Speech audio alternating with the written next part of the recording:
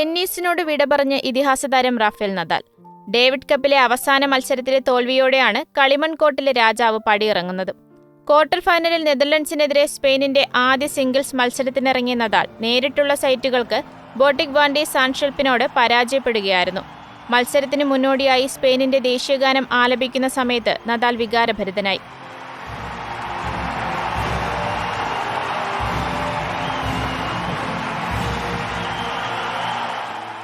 മത്സരത്തിന് ശേഷം വിടവാങ്ങൽ പ്രസംഗത്തിൽ ആരാധകരോടും താരം നന്ദി പറഞ്ഞു.